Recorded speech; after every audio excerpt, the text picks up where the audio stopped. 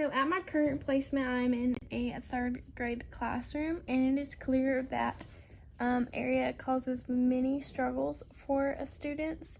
Perimeter seems to come easily, but area is just a little bit of a harder concept for them to grasp. It's like they can't understand why you're multiplying the numbers, or like they know to count the square units, but they don't see how the multiplication and counting the squares units connects.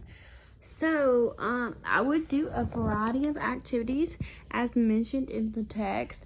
I would do the like comparing the shapes with the tanagram pieces. Maybe I feel like that would help them to visualize, especially those odd shapes, because they can definitely do it with a square. They can see like 7 times 7 is 49. They can kind of see how that connects, or at least they're able to do the formula with it.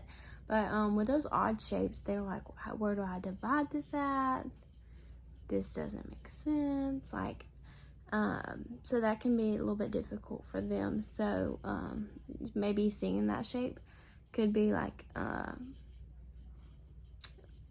provide guidance for them. And then another thing I think would be great to do would to use the tanagram pieces to help them like formulate areas by themselves, so they can connect the shapes and see how they're getting this area by making the area themselves. So I feel like that could build a strong connection for them. And then also I think like maybe placing the square units in the actual shape will help them to see that this is the number of units, and this is why we place these in there, and this is what they represent.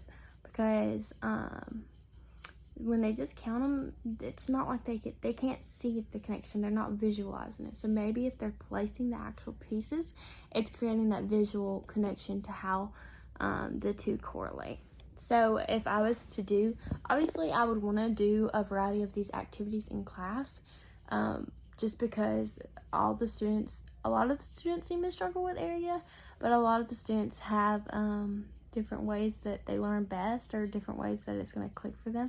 So I would probably set these up in stations around the room. That way I can utilize a lot of these concepts and activities in the class to provide more clarity when it comes to figuring out the area, and not just using a formula. We want them to begin conceptualizing the concept and understand how the square units work and how they're placed and what they mean and what they represent.